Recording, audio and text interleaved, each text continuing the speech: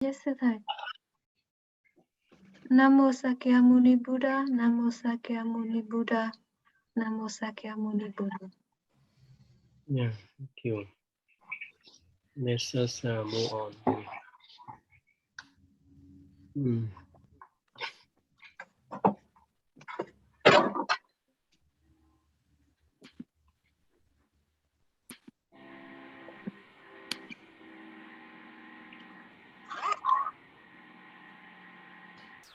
Yeah, you can discuss this.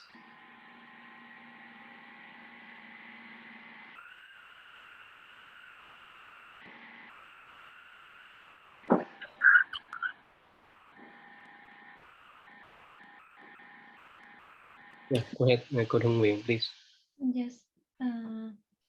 Then he spoke to the other bodhisattvas and great disciple, and to the heavenly beings, dragons, yagas, and all the members of the great assembly, saying, "You must give your undivided attention.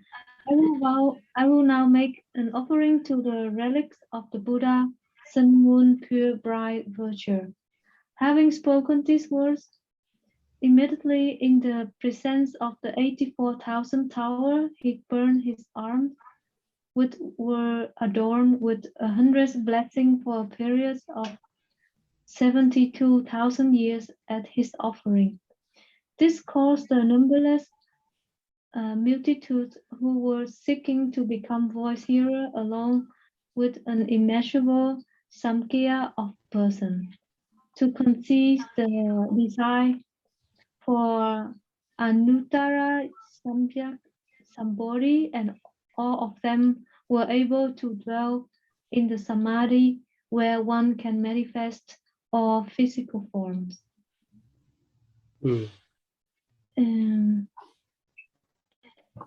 I understand here that the Buddha, no, the Bodhisattva, he informed the Bodhisattva gladly seen by all living beings.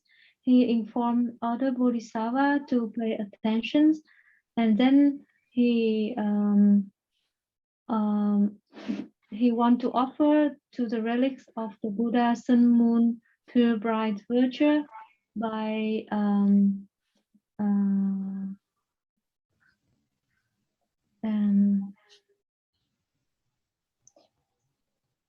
he burned his arm, and then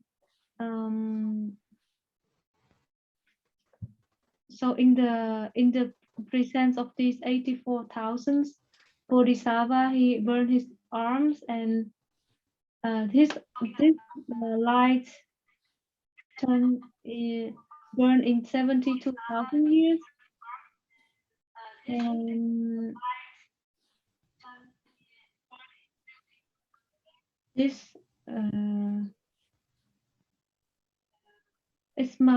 it was conceiving the desire for the Anuttara Samyak Sambodhi.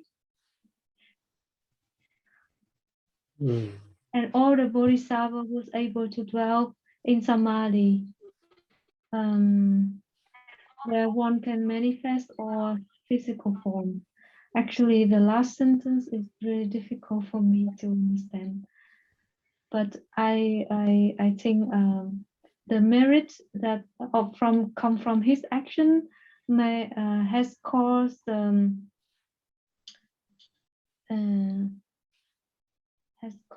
into all the Bodhisattva who was watching was able to dwell in the Samadhi easier.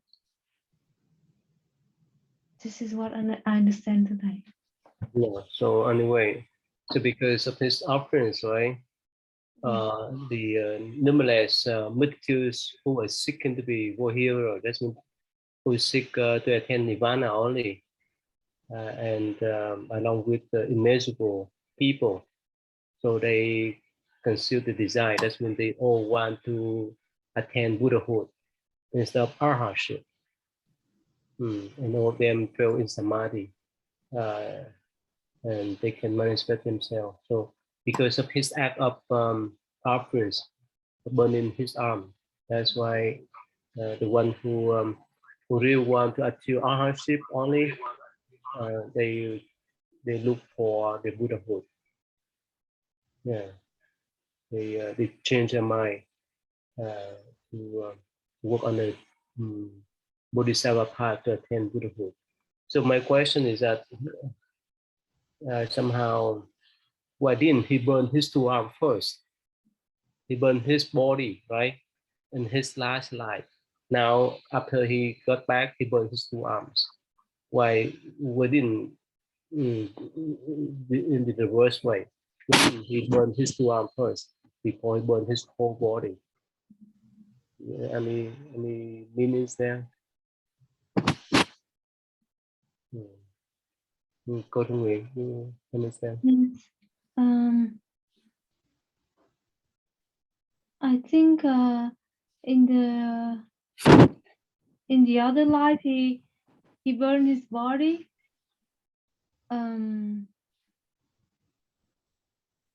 to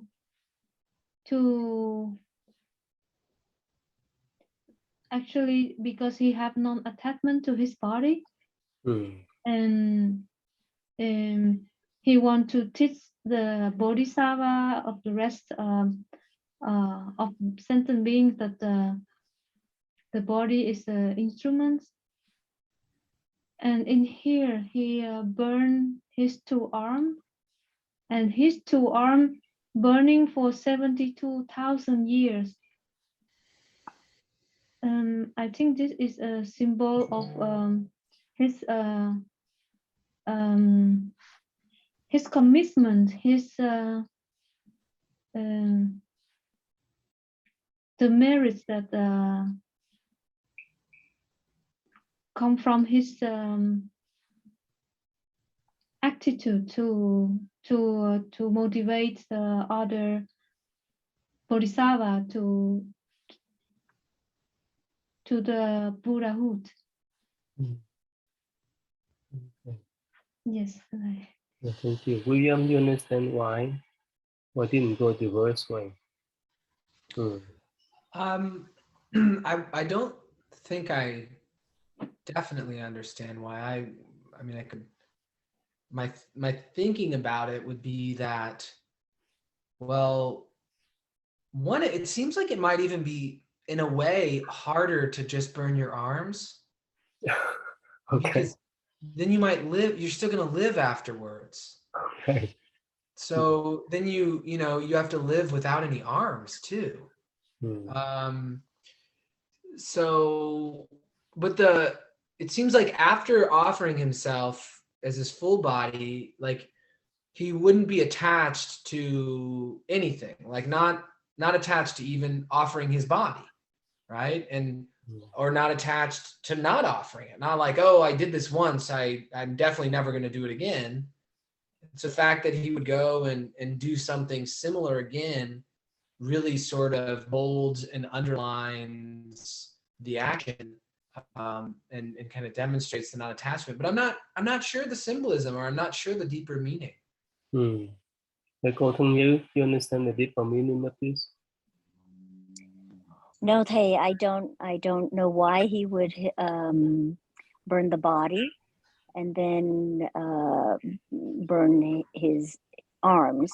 I can only think that, at that time, he figured maybe this is the only time I'm going to burn my body, and this is my absolute dedication and devotion. So I'm going to, I don't know if he anticipated having to go through another dedication, another devotion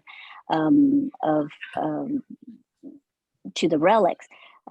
So I figured he's going to go all out the first time he does it. And then this time it was maybe just a smaller symbolism, but I believe that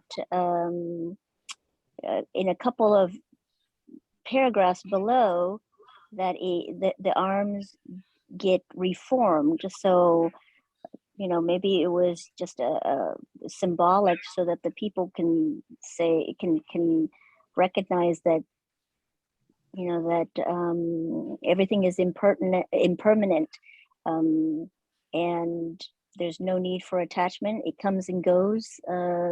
Things are so fluid. So, but yeah, I'm only reaching here. I don't have a true understanding of the symbolism. Yeah, thầy giáo pháp.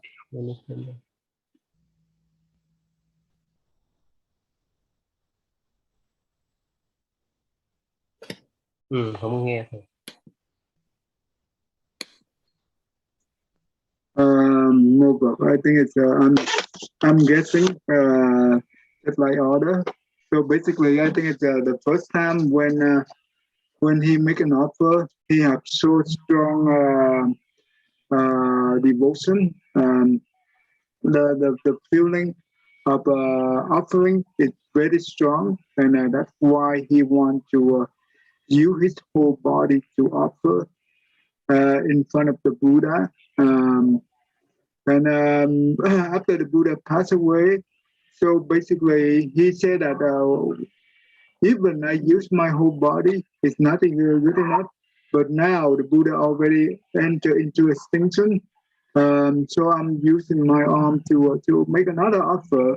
So this is due to this, he be able to cause many multitudes to change the mind from other hardship to seek for the Buddhahood. That. And because when the Buddha entered into the Nirvana, a lot of people wondering who will be their teacher, right? So basically, after this offering, those that means the whole assembly now know who will be their teacher. This is also important. Yeah, okay, thank you. So anyway, for the first time when he made offerings to burn his entire body is for detachment of the form. Now the next step, right? This is symbolic way to burn two hands in the Mahayana Buddhist view. Let go of the attachment to duality. You got that, William? Two hands, left and right, good and bad. That is just symbolic what is meant. So we can give things to others, but if we don't let go of the attachment to duality, we still get stuck. So that's why right after this, numberless multitude who were seeking to become void hero, that's the one who seek for attaining the nirvana. They turn their mind around. So when we let go of the attachment duality, even nirvana and samsara, yeah, they look for the Buddhahood that go beyond that duality. It makes sense now? So it affects to them right away. Whenever we let go of that duality, we can move forward to Buddhahood. And that's why somehow that's different. That's different from what we learn in the Theravada teaching. We need to let go of the bad, the unwholesome deeds, and to develop the good deeds. Right? This is still in duality, and even especially in the Marajuna commentaries of the middle way, we have to go beyond that. Even nirvana and the idea of nirvana and samsara or liberation and suffering is still in duality. That's why we have to go beyond that in order to attain to Buddhahood, in order to get back to our Buddha nature. That's what's the meaning here. Makes sense now? Yeah. So when we read this kind of Mahayana Buddhist sutra, if we understand in black and white meanings, we get stuck there. with all kind of burning the body, burning the hands, right? But if we understand in the symbolic ways, this go beyond that uh, that idea, that forms. Yeah. Cô Thương Như, is it understandable? Yes, I do. It's deep, and definitely I would not have understood that. I'm not at that level, but I'm glad that you explained that, because as you said, when we read these passages, we understand it for what it is written, but the understanding just goes beyond what it is that I myself can conceptualize. So it's very helpful to have somebody explain it to us. Yeah, and so that's why many people, if they just understand, especially Mahaya Buddhist teaching in black and white writing, it's maybe misleading for them, right? Yeah. Anyway, so. But yeah. it seems then all these passages, then now it becomes very exciting, very interesting to me to see what other things, what other hidden symbolism that is in here that that potentially could be uncovered. Yeah. So that's going to be really interesting to just find out little by little. Yeah. Even the name of this Bodhisattva gladly seen by all living beings. Why? Whether this Bodhisattva, when was this Bodhisattva gladly seen by all? Because he let go of everything. He put down everything. There's no attachment at all. And that's why people are happy to see, happy to encounter, happy to interact with that person. You imagine that someone doesn't have any attachment to themselves, right? Yeah, we feel safe, we feel comfortable to interact with that person. On the other hand, if someone is so attached to what they call picky person, right? They're so picky in speaking, in talking, in action, in eating, and so forth. They scare people. Make sense, William? You follow me? But for the Yes, one who let go of everything, they be free. There's no attachment. So we feel more comfortable to interact with them. That we would not concern much that we irritate them. Yeah. Okay. Yeah, William, could you please next, please? Yeah. At that time, the Bodhisattvas, heavenly and human beings, asuras and others, seeing that the Bodhisattva had destroyed his arms, were alarmed and saddened, and they said, "This Bodhisattva, gladly seen by all living beings, is our teacher, instructing and converting us. Now he has burned his arms, and his body is no longer whole." At that time, in the midst of the great assembly, the Bodhisattva, gladly seen by all living beings, made this vow, saying, "I have cast away both my arms. I am certain to attain the golden body of a Buddha. If this is true and not false, then may my two arms become as they were before."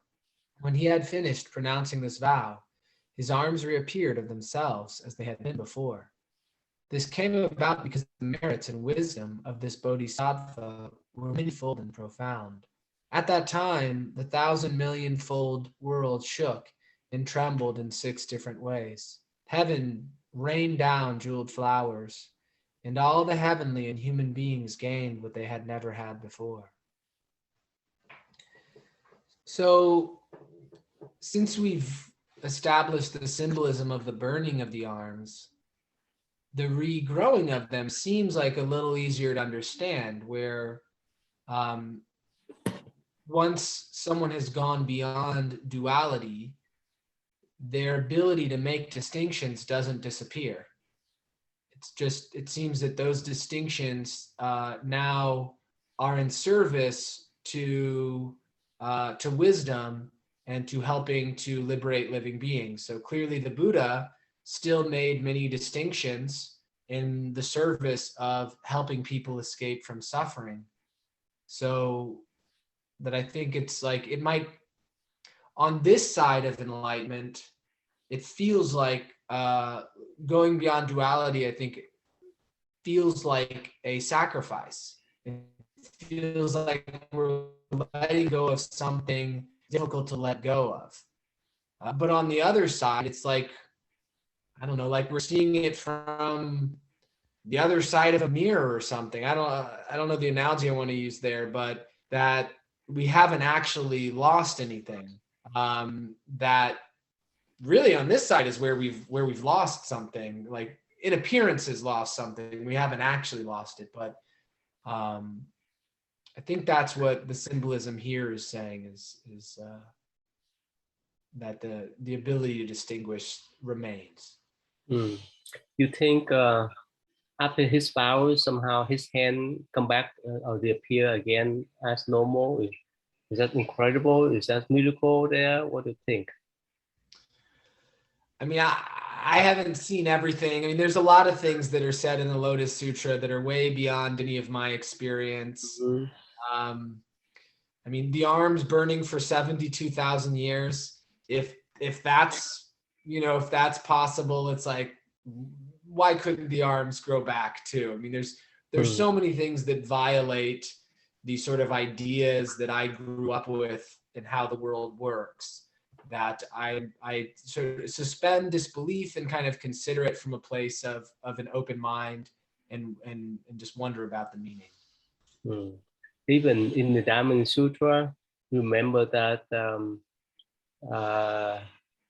when cultivators, he practice patience. You know the story in Diamond Sutra about that? About, so somehow he practiced meditation in the forest, and the queens and her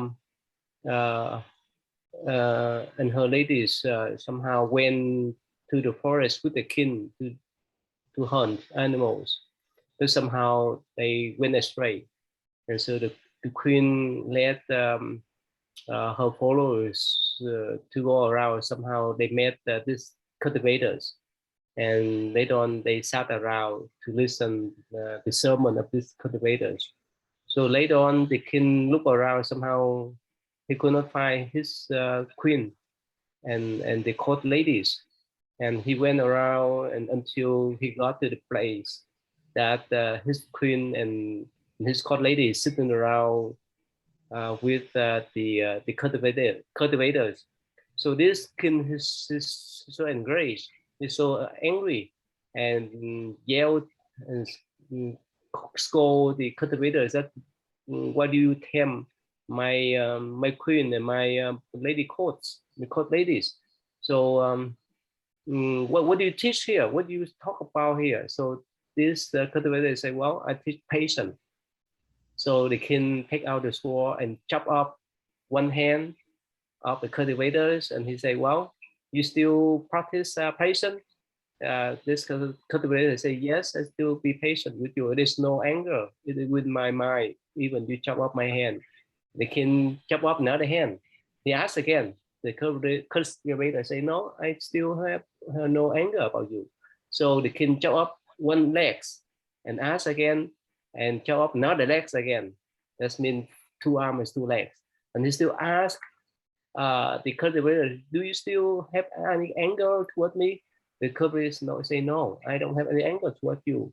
And the king say, well, I don't believe that. I chop up 2 hands and 2 legs. How could you not be angry toward me? So this cultivator is the metaphors. If I have a slight angry thought toward you, I should either put this way: if I don't have any thought of anger toward you, my 4 limbs, that means 2 hands and 2 legs, reappear again, and they do, and then they appear again. It's similar in this way. You learn about the story? It sounds familiar. It sounds like you or Tikal Phap may have mentioned it in the past. Yeah. So anyway, so that was their vows, the pure vows. For that cultivators, would I say that in the past I had practiced this kind of patience, and yes, we take the Buddha word for the truth, and we don't know. We were not there, so we could not observe the actual cutting, chopping, or even this like in this scene, right? This situation, this Buddhista burned his arm and he made the vows, right, with this pure vow, and now he got back the two arms. We don't know, right?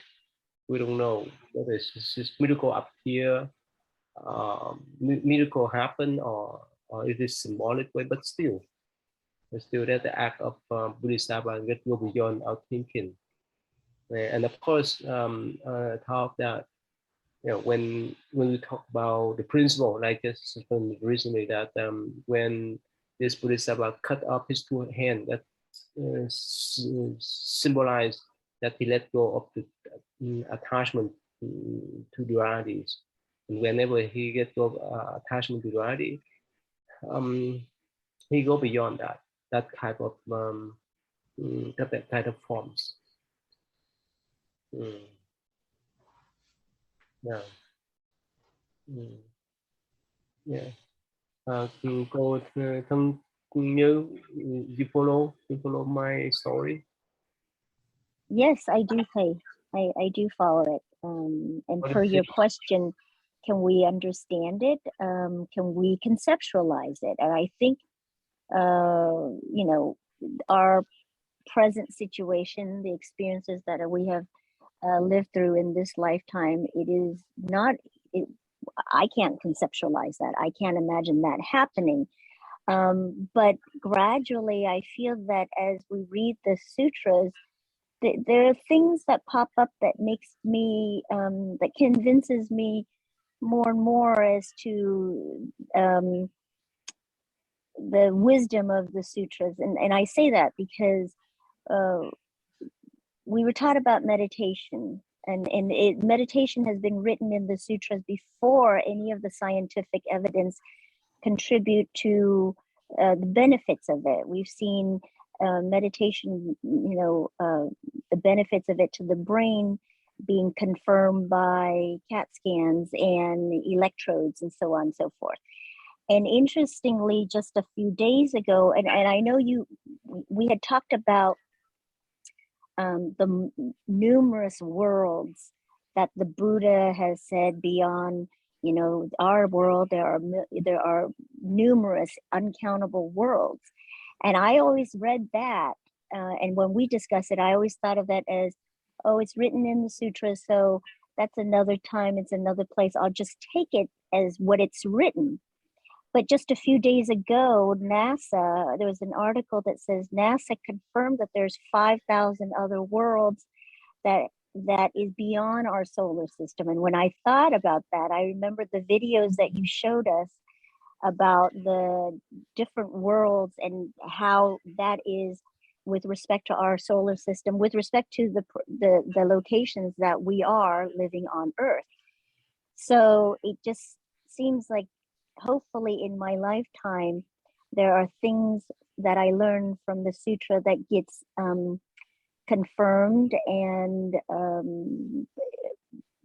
will attest to my learning and my path in following the Dharma, because it just seems like gradually there are many things that are written in the sutra that gets presented to me that reaffirms what it is that I am learning from the sutra. But to have something that extreme, yes, it is very hard for me to conceptualize. Yeah. What I want to share with you one more story, real story about whichever we call, whether it's miracle or not. We don't know. I think that's come from sincere mind. So back to you remember Katrina 2005, William? You remember that?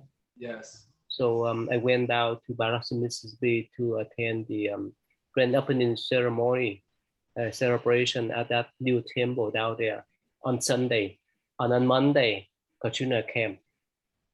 And actually, because I went back early, of course I knew, and because of the weather forecast, I went back right after that celebration to Indiana to do the service here.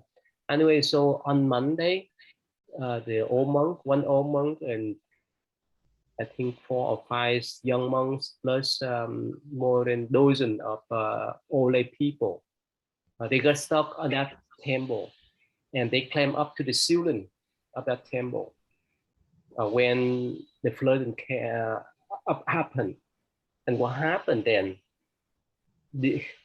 I saw the sign. So fortunately, that's because it's a brand new temple, and it was built with the solid I-beam. It's so solid.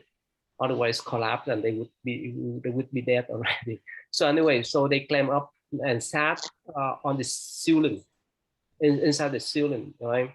But what happened then? The water outside of the temple is still shorter than my temple now, and the water filled up everywhere on the top of that new temple.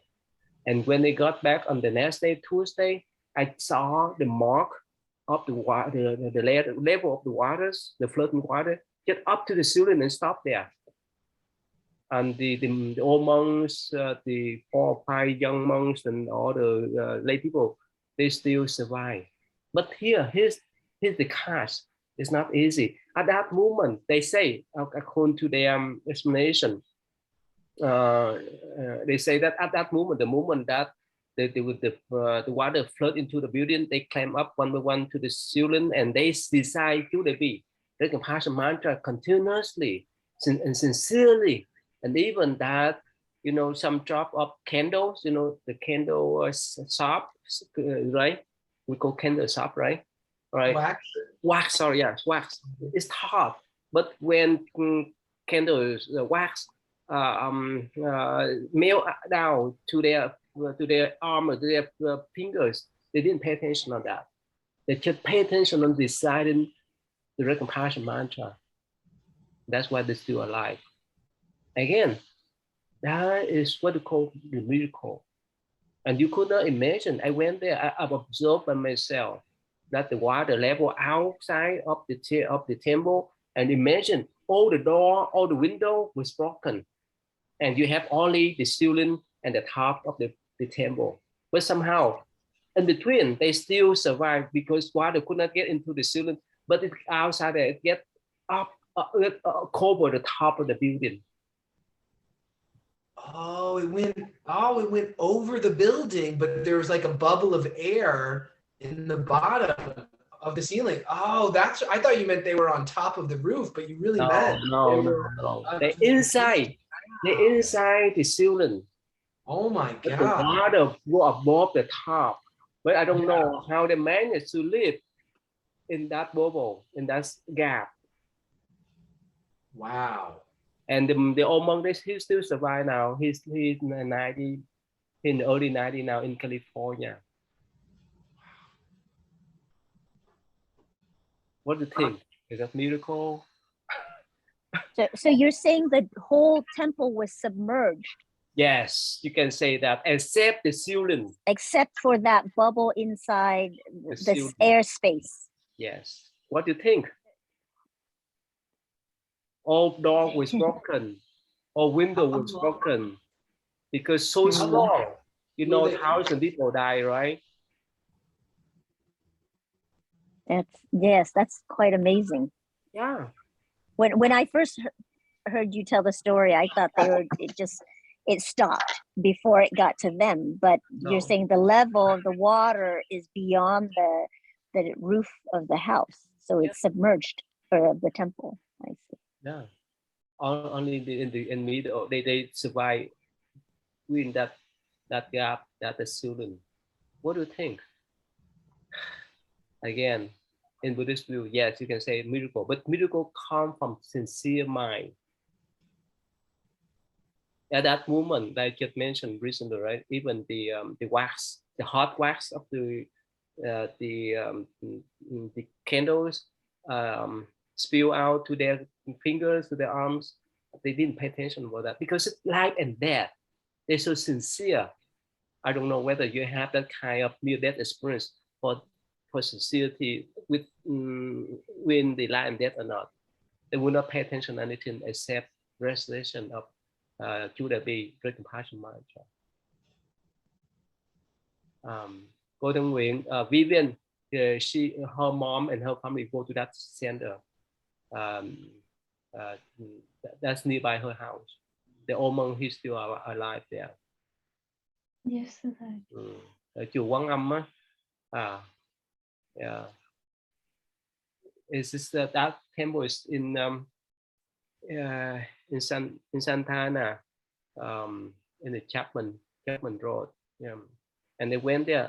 I witnessed by myself the top and inside the level of the water is it just go up to the ceiling. That's all. Wow. Yeah, sometimes go beyond our human thinking. Actually, when we are in the boat people, right? That happened. Medical happen a lot.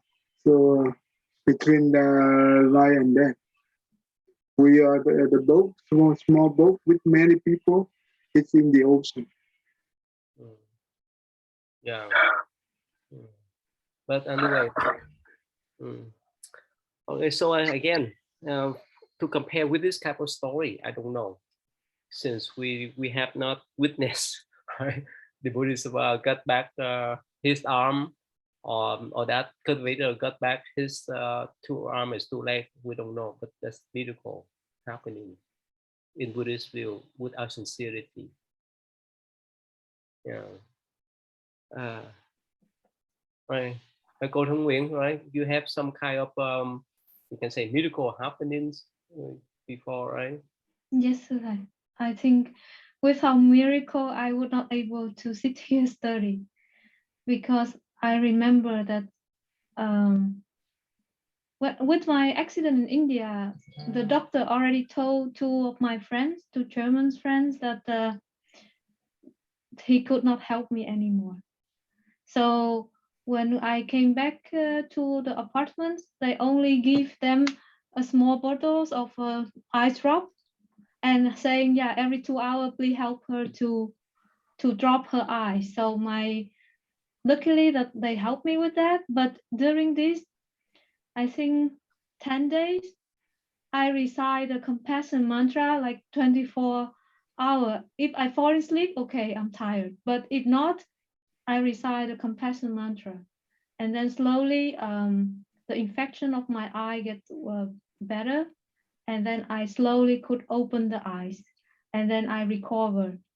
But my friends keep this for themselves. Until I recover, I go back to the Netherlands. I finish my study. 1 year later, I went to München and visit them.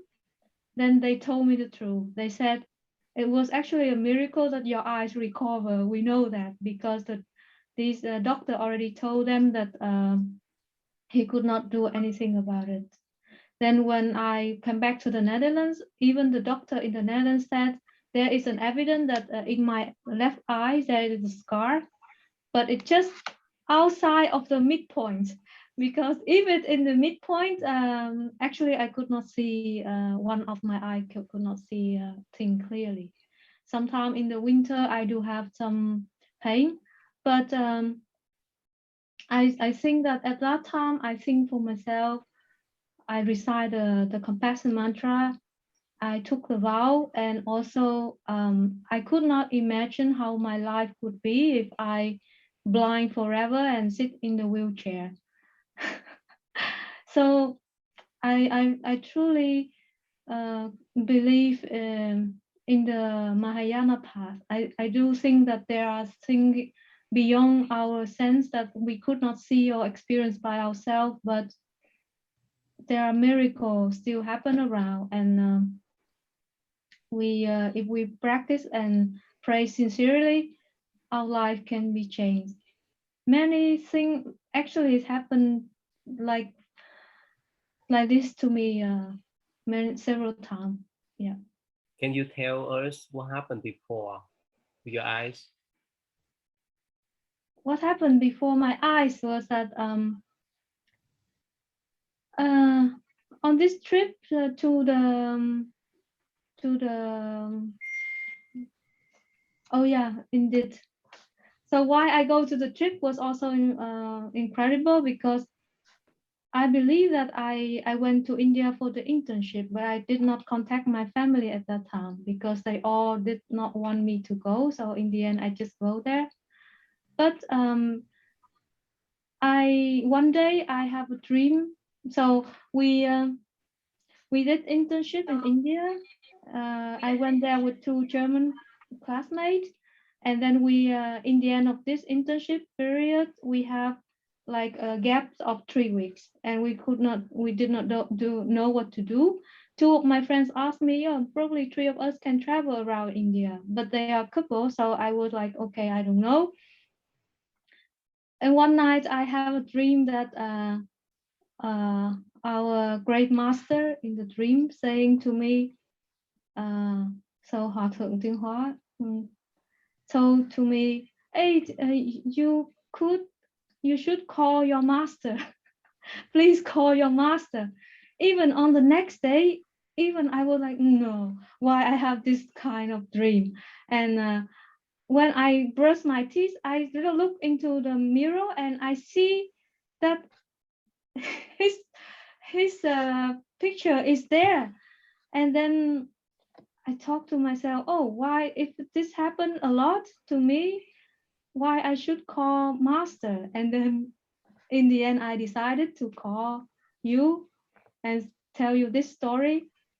And you told me, oh, okay, since you want to go to these Buddha's places, I can help you contact to some nun and monk who study in Delhi.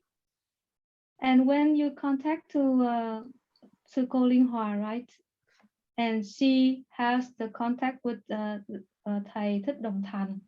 So I called them within 3 days, and the monks in India told me that, oh, you are very lucky because now we are organizing a trip for visiting all of these Buddha places. So there is a very big trip.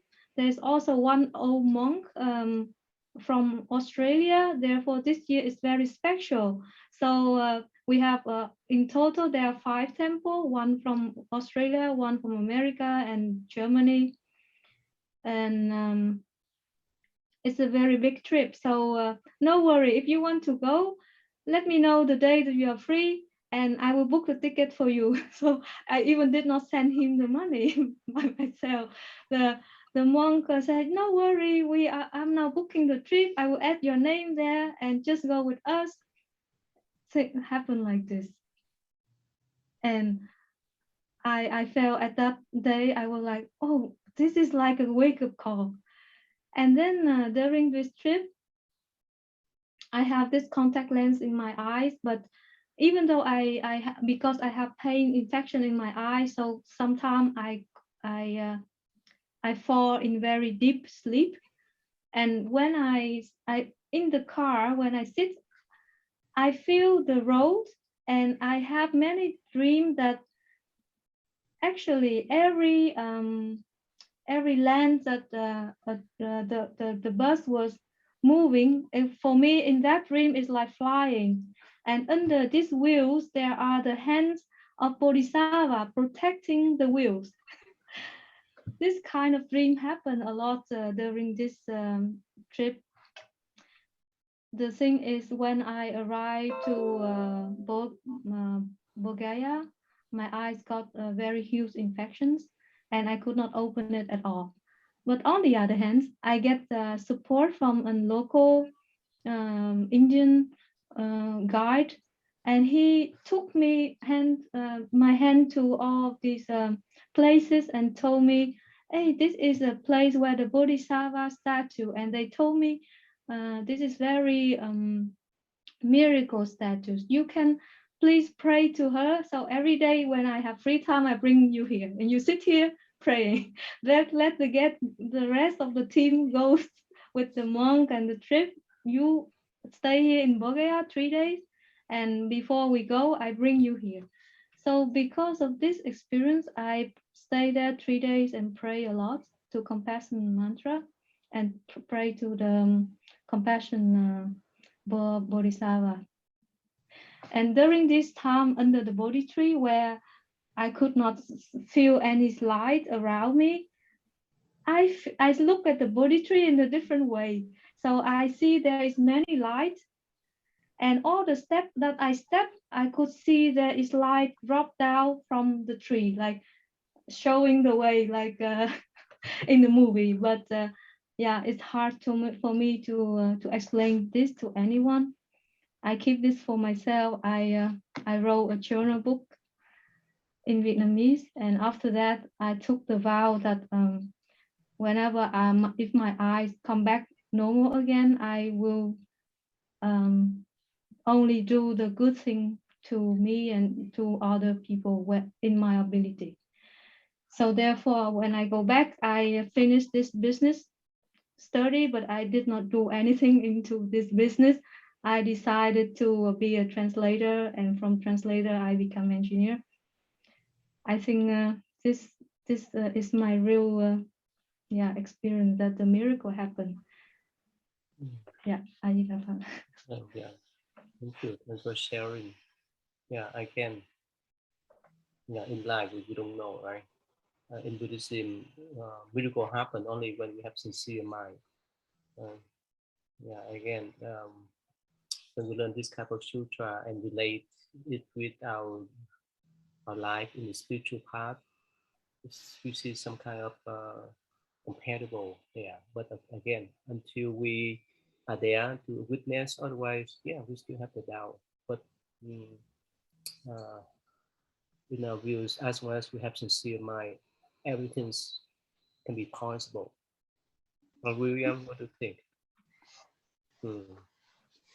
Yes, I mean there are a lot of stories from people sharing really miraculous things, and stories from Buddhist masters who I don't think they're lying about the sort of things that happened. I mean, even Jurian recovering from the beating that he received when he was so old, like a normal person wouldn't recover from something like that. Yeah, I'm the one who translate his biography from Chinese and English into Vietnamese.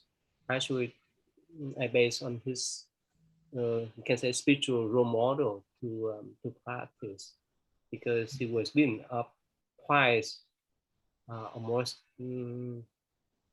lost in his life, but he still didn't have any slight anger toward the one that abused him or tortured him. That's Bodhisattva, yeah.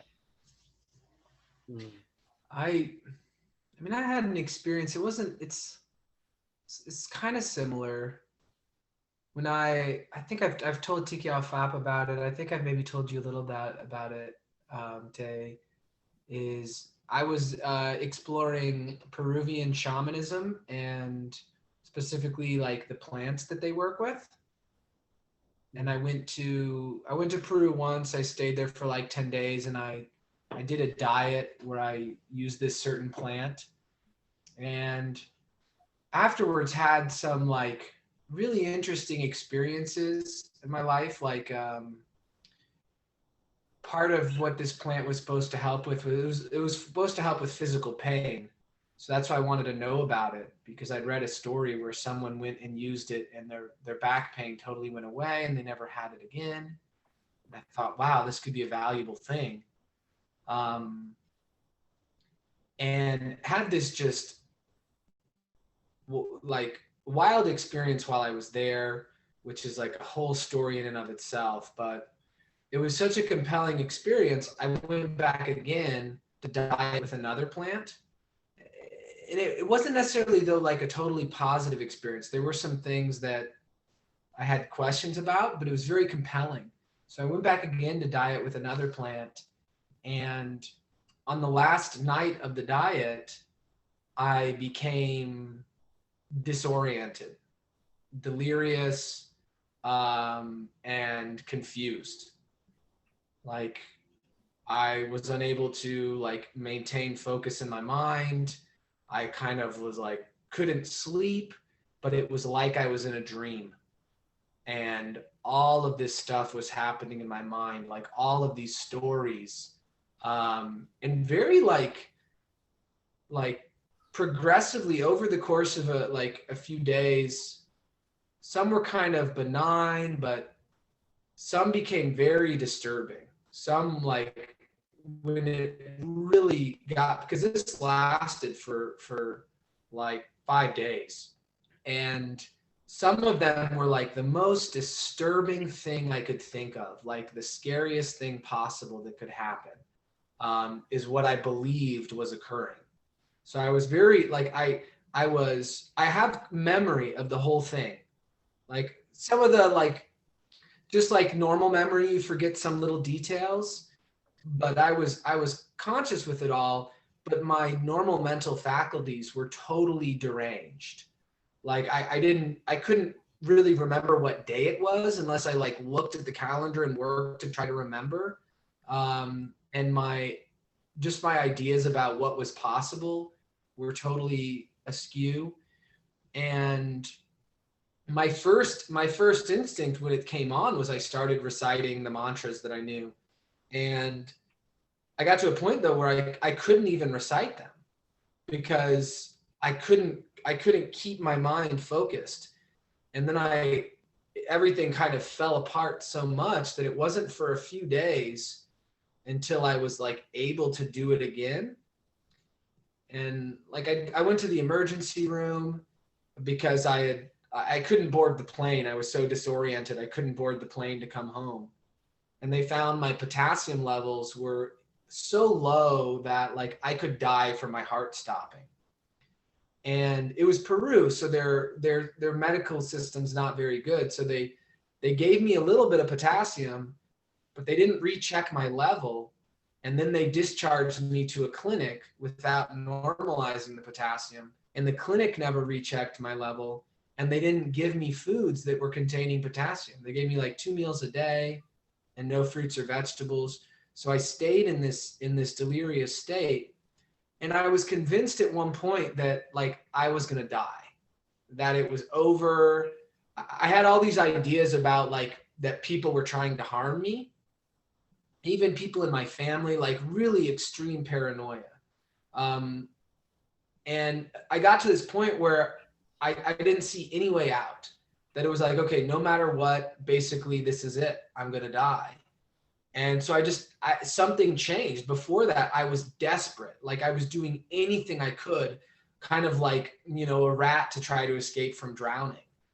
But when I really got convinced that I couldn't escape and I accepted it, like that was when things started to turn.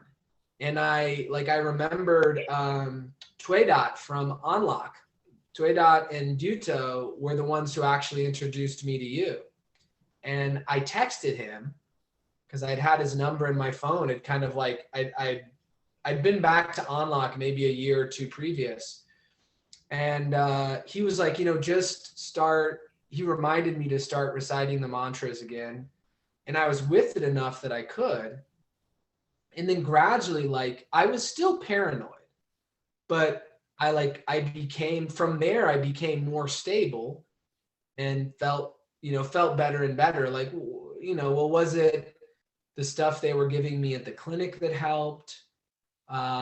It's hard to say, but I didn't get any, I was in the clinic for like 3 days total. And I think this was maybe like the end of the second day or the beginning of the third.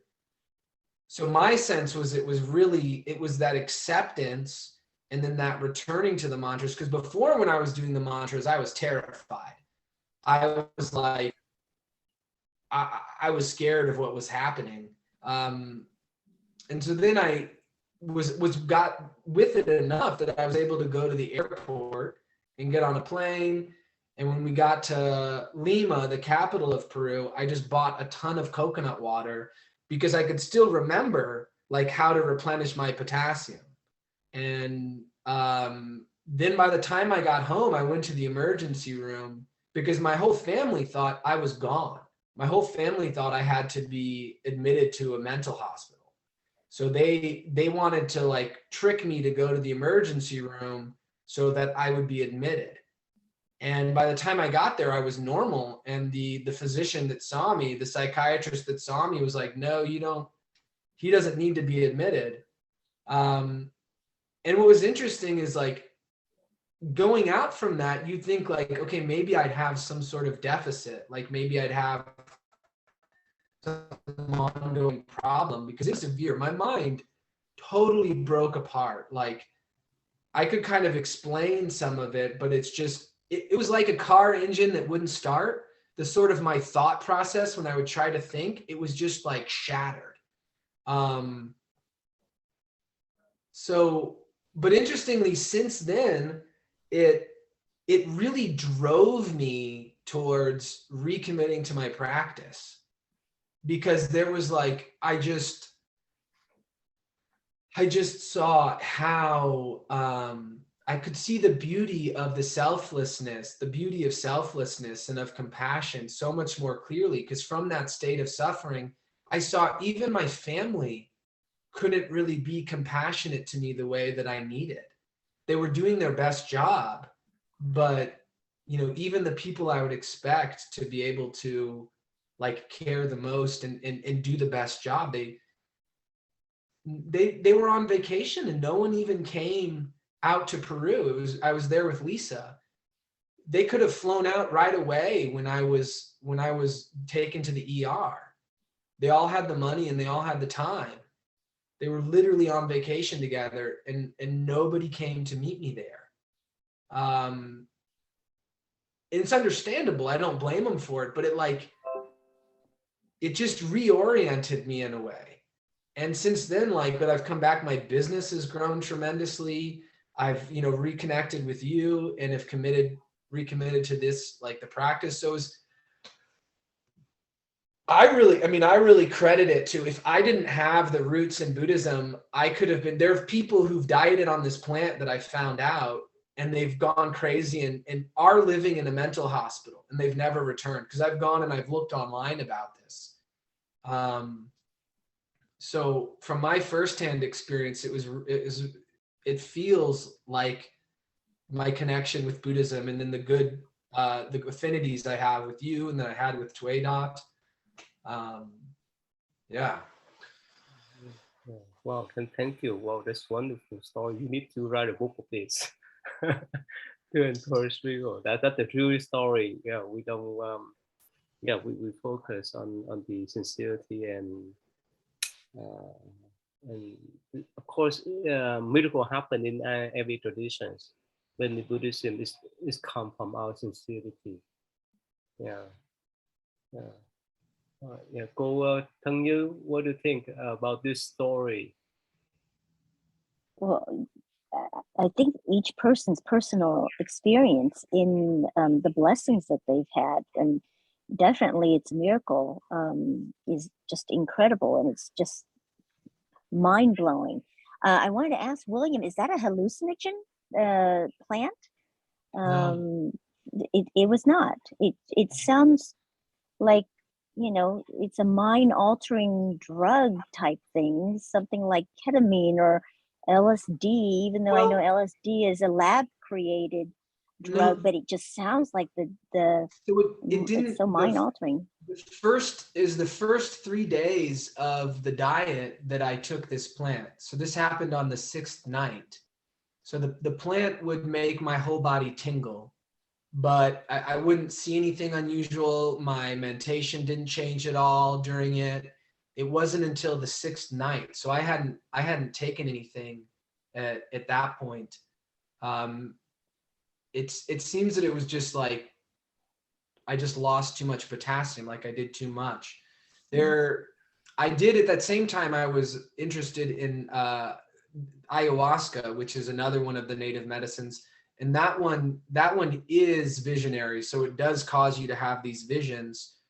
And I combined it with that diet because the shaman said it would be okay. And I had experience with ayahuasca in the past. And it was actually my first ayahuasca session is what had me become a vegetarian again. Like I'd moved away from vegetarianism, and it reignited something. but I think I got too into it. Like I liked the experience too much. So when I went to do this diet, not only did I want to do this like really intense diet that I shouldn't have been allowed to do. I wasn't experienced enough. This was like a very like advanced plant to diet on that people would usually do like a dozen other diets over a few years before they try this. And on top of that, I wanted to do ayahuasca that same week. So I did do ayahuasca the night before, but ayahuasca lasts for like 4 hours. And so I was back to like my normal state 24 hours, maybe more like 20 hours before this happened. And I hadn't taken anything additional. Like he let us have dinner that night, and in the whole rest of the diet, we didn't eat dinner. But for some reason that night it was okay to have dinner, he said. And right when I started eating the oatmeal that he gave us for dinner, I had a sense the oatmeal had been poisoned. And so I spit out what I had in my mouth, but I'd already eaten some, and I didn't eat the rest of dinner. And I don't know why I thought I'd been poisoned. I couldn't taste anything.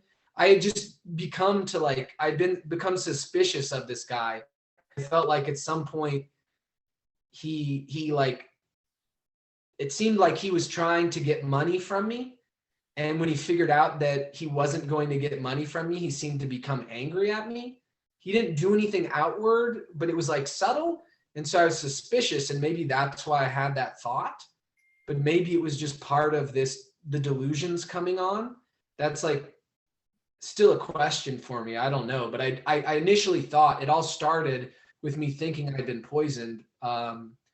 And that's what caused when I found out eventually my potassium was low, I thought that's what did it. But it could have just been that I did too much and my body lost potassium and I became delusional because of that low potassium.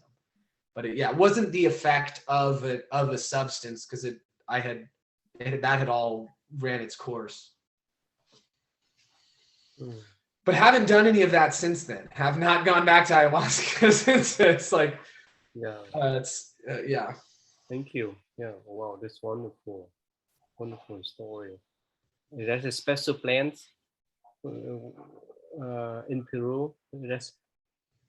Ayahuasca is held very sacred. It's used in healing traditions, and it's not used for fun. It's like a very serious thing. They don't always take on not eating meat beforehand, but they won't eat onions or garlic. They won't have oil, salt. They don't have sex. They do a lot of they basically, they avoid any sort of conflict. They stay very calm and they engage with it in a spiritual way. And then afterwards, they keep that same diet.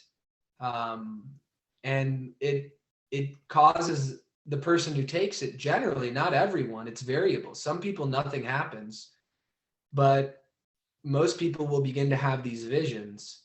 Either they'll see them in front of themselves or they'll see them inside, but the mind is normal. It's not like being drunk. It's not like someone's like uninhibited or they're going to have poor judgment. And the visions will usually help them to unhook themselves from things that are harming them. So people use it to help treat addiction or depression, or people who are sexually abused. It's really big right now with Westerners using ayahuasca.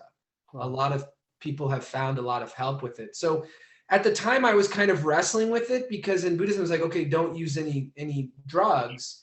And so I was kind of wrestling with, well, like, is this a medicine or is this a drug? Because I have experience of it being helpful and I've seen it help other people. But I think I just I got too excited about it. I got too I want to go too far too fast with this, because I kind of got an attachment to the experience. Wow. Okay. Anyway, so thank you. Thanks for the story. That's wonderful story. It's good lesson too. All right. So thank you. Thầy Giáo Pháp, you want to say anything about this? Yeah, we cannot hear you, thầy Giáo Pháp.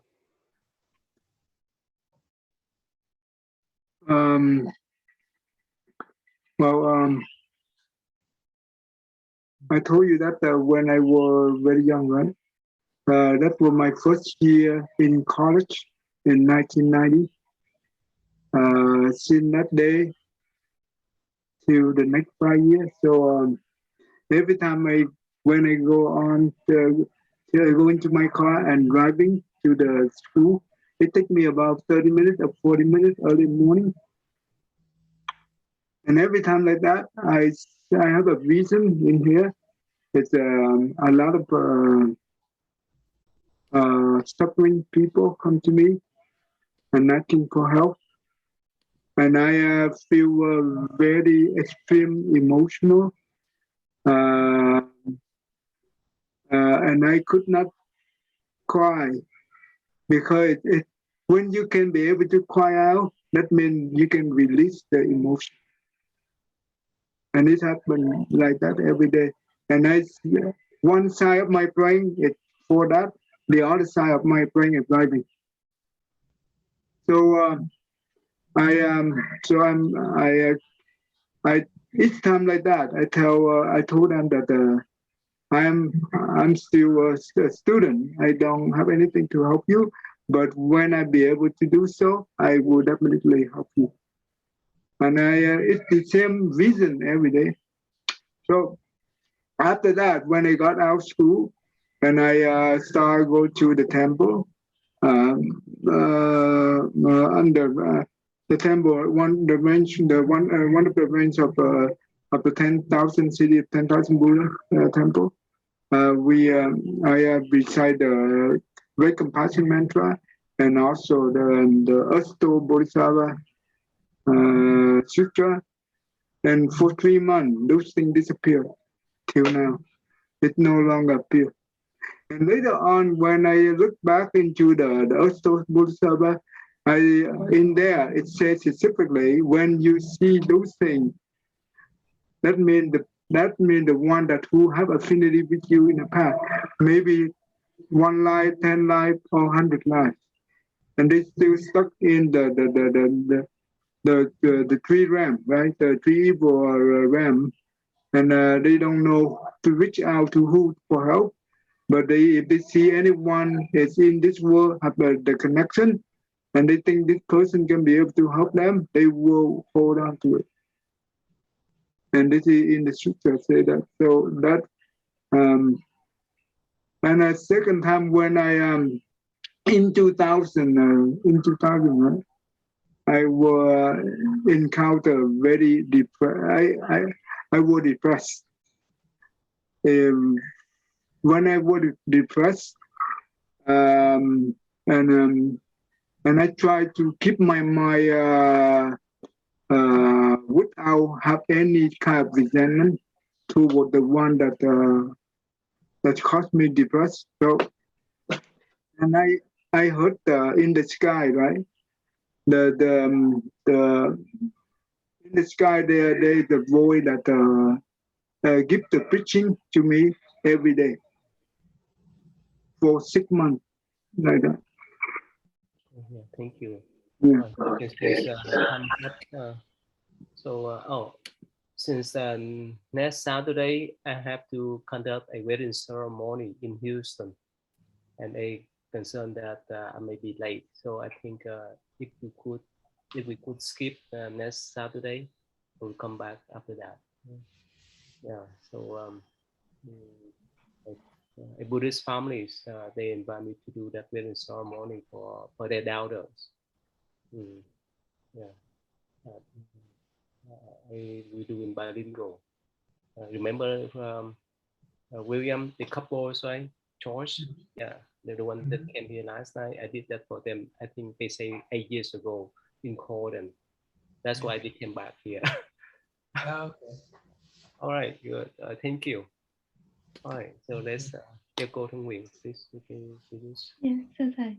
Namo Sakyamuni Buddha, Namo Sakyamuni Buddha, Namo Sakyamuni Buddha. Thank you. We'll see you then. Yeah, see you. Thank you, week Kay and after. everyone. Thank you.